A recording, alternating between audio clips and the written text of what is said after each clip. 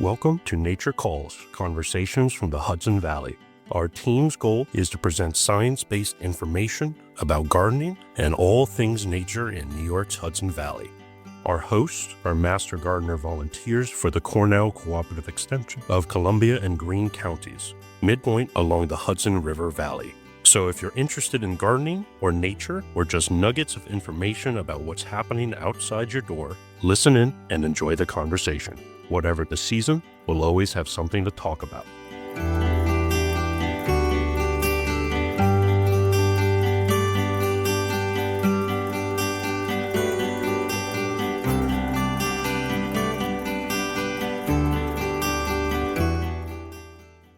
This is Nature Calls, Conversations from the Hudson Valley. Welcome back to the second episode of the retrospective series on Tools of the Trade and the Grateful Shed.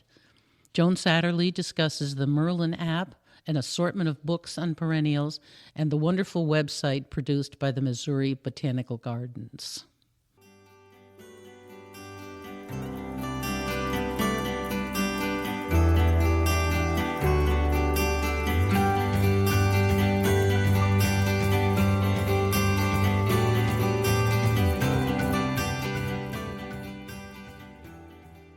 Hi, and welcome to Tools of the Trade, a recurring segment of this podcast that highlights a website, app, or book that we, Master Gardeners, find to be an essential resource. I'm Joan Satterlee, a Master Gardener volunteer with Cornell Cooperative Extension of Columbia and Greene counties.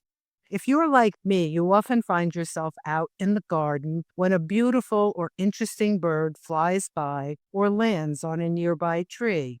And you say to yourself, what's that bird? Well, you can run into the house and fetch your favorite field guide, or you can do like thousands of bird lovers do and pull out your smartphone to check the amazing Merlin bird identification app. There are actually quite a few bird ID apps out there, but many require a paid subscription. Merlin is not only free, but is also, I think, the easiest to use, and it has the best data backing up results. Developed by the Cornell Lab of Ornithology, Merlin was launched in 2014 to answer the question for users, what's that bird? The creators realized that searching through a massive field guide or figuring what to plug into a search engine was a challenging and sometimes intimidating way to identify birds, especially for beginners. While the Merlin staff is based in the Cornell Lab of Ornithology, the team includes 5,000 plus birders spanning the globe who have contributed photos and auto recordings from more than 800 million sightings to the eBird database. Once you've downloaded the app onto your smartphone, it's easy to get started identifying your feathered friends. If you used Merlin in the past, you know that it asks you a few simple questions about the bird you've sighted. First, and probably most importantly, Merlin asks you where and when you saw the bird. Merlin defaults to the day of your sighting and saves past destinations, so this part is easy. It then asks the size of the bird you saw, with examples of common birds like robins and crows. Once you've selected the size, Merlin asks for the main colors of the bird, and here you can select up to 3 colors. So the bird you saw may be gray, green, and yellow. Finally, Merlin asks you to choose from a number of activities that the bird may have been doing when you saw it, like eating at a feeder, sitting in a tree, or wading in water. Once you've answered these questions, Merlin presents a short list of possible species with photos and brief descriptions. If you haven't used Merlin for a while, you might not know that the folks at Cornell Lab have added even more tools to identify and learn about the birds in your world. Merlin now also includes photo and sound identification features. Like other photo identification apps, Merlin utilizes recent vision and machine learning advances. But it also leverages the use database of images from Cornell's Macaulay Library. So with the photo ID feature, you can either take a new photo of a bird or use one you've already taken to identify the bird you saw. Another amazing new feature is Merlin's Sound ID. If you're wondering not which bird I'm seeing, but what bird I am hearing, Merlin can help. Just hold out your phone, tap record, and you'll get suggestions in real time, along with recordings or suggested species you can compare to what you're hearing. If that's not enough, Merlin also allows you to save the birds you've identified, making it easier to start a life list. And if you want to learn more about birds in your area, just tap the Explore Birds button and you'll get photos, descriptions, and sounds of birds likely to be seen in your area at the time of year you're looking. In short, Merlin has made it fun and easy to learn about birds near you. So get out there and start looking and listening. You're likely to learn something new. That's it for this edition of Tools of the Trade. Until next time, I'm Joan Satterlee.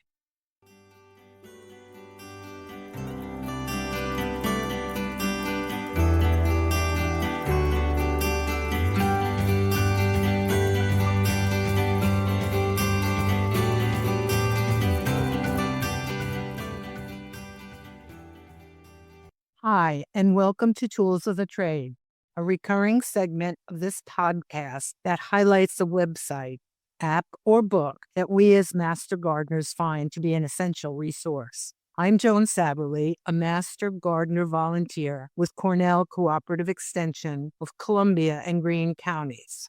It's that time of year again where we gardeners feel that magnetic pull towards the local garden center or nursery. There on display are rows and rows of beautiful perennials.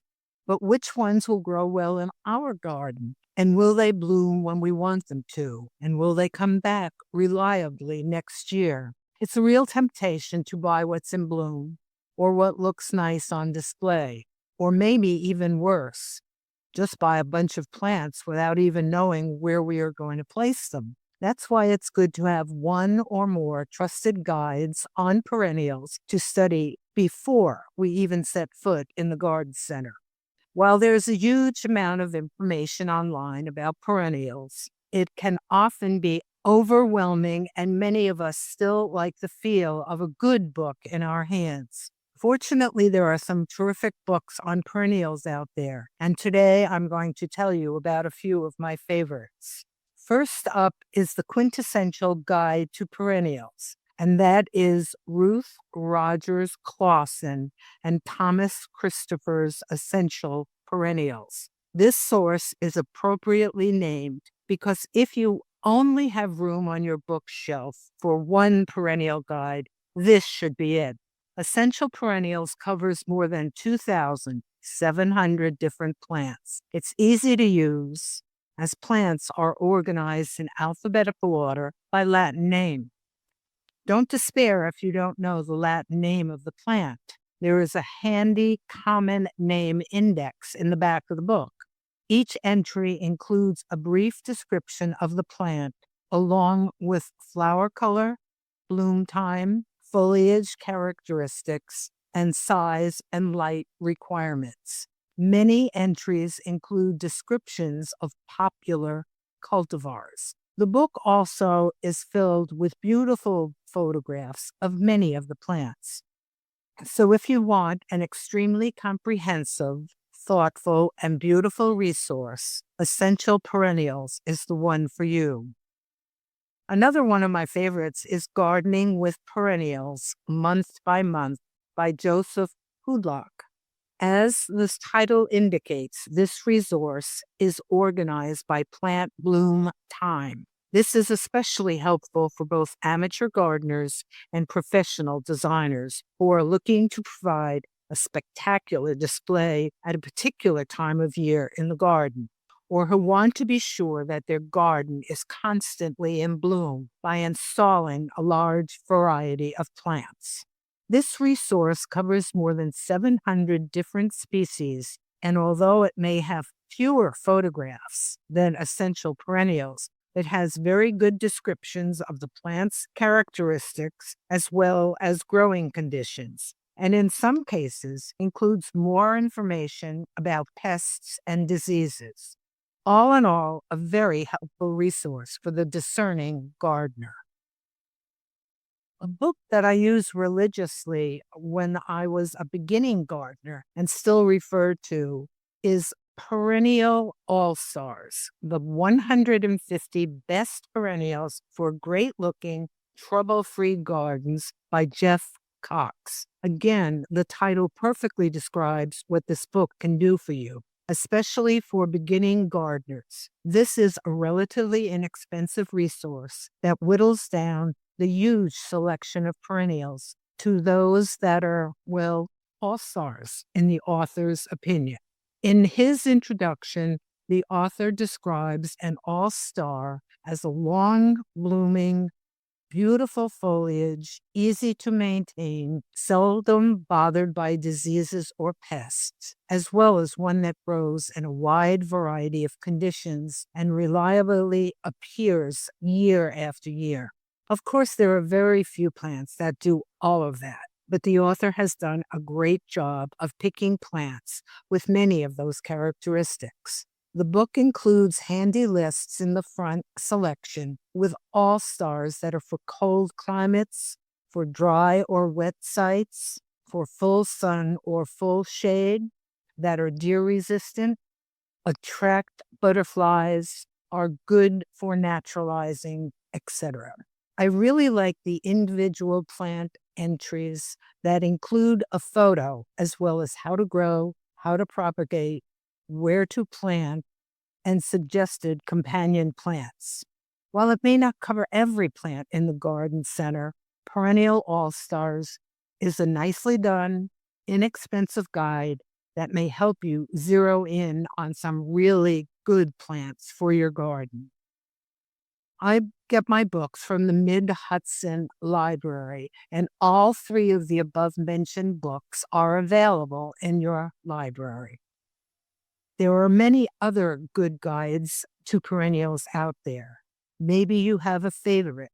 Whatever you choose, next time you're drawn to the garden center by that magnetic pull, do a little research in your favorite perennial book before you go, and you may find that you have a better shopping experience. That's it for this edition of Tools of the Trade. Until next time, I'm Joan Satterlee.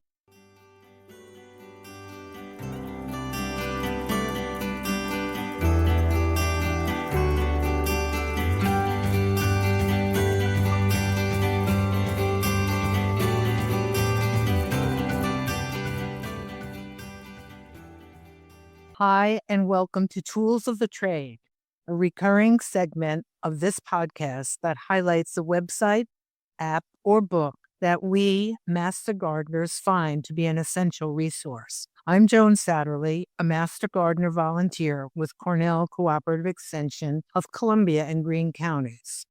So, do you ever find yourself Googling a plant that you just saw in your neighbor's garden and are wondering whether it will grow in shade, or when it blooms, or if it will be eaten by the deer?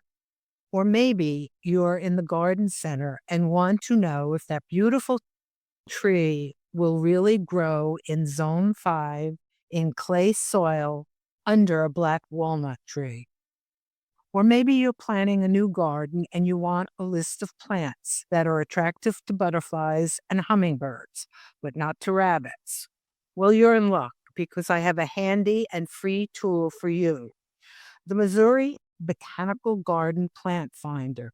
Never mind that you don't garden in the Show Me state. I guarantee you're going to love this super easy to use web tool. Why am I recommending a garden site from a botanical garden that's nowhere near the Hudson Valley?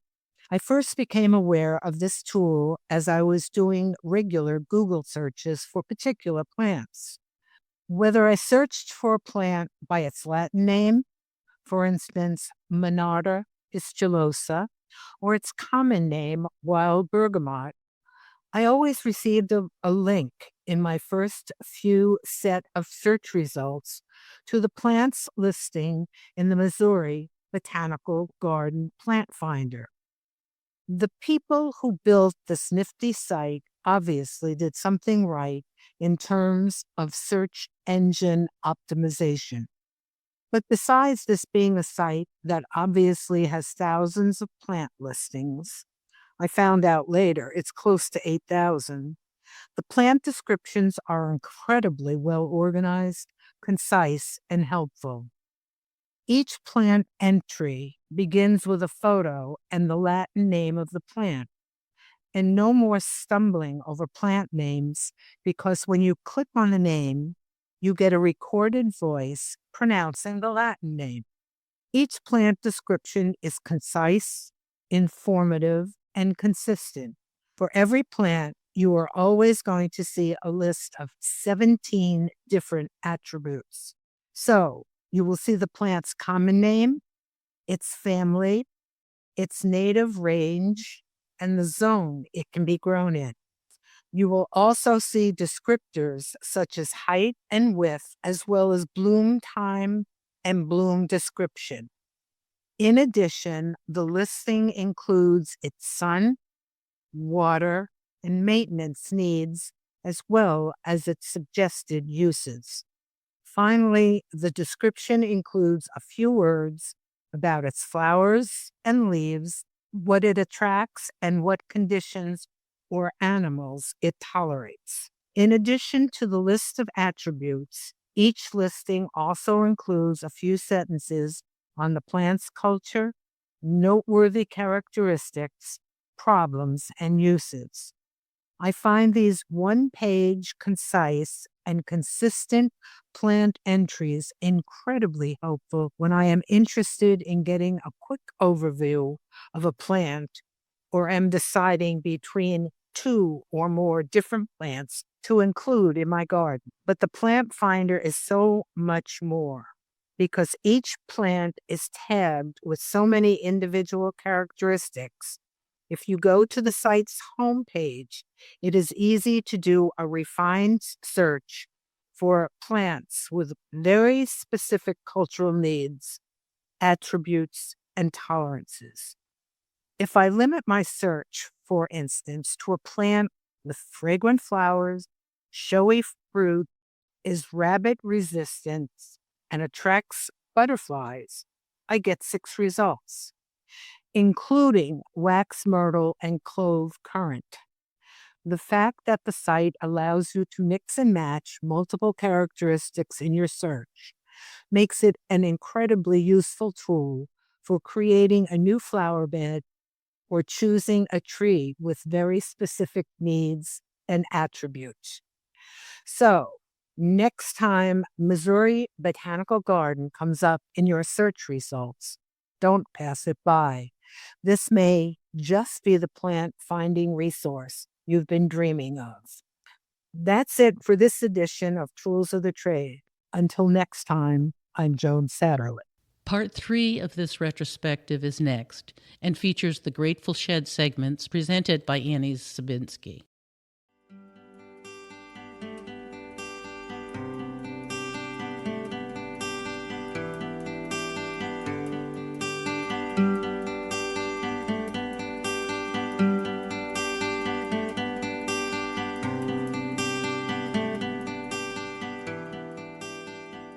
That concludes another episode of Nature Calls, Conversations from the Hudson Valley.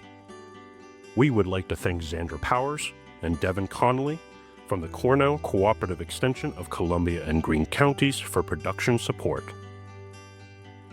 And a special thanks to our listeners for joining us on this episode of Nature Calls, Conversations from the Hudson Valley. You can find links to any of the topics mentioned in this episode at our website at ccecolumbiagreen.org. Comments and suggestions for future topics may be directed to us at columbiagreen mgv@cornell.edu or on the CCE Master Gardener Volunteers of Columbia and Green Facebook page. For more information about CCE of Columbia and Green, visit our website or visit in person during business hours at our campuses in Hudson or Acra. Cornell Cooperative Extension provides equal programming and educational opportunities.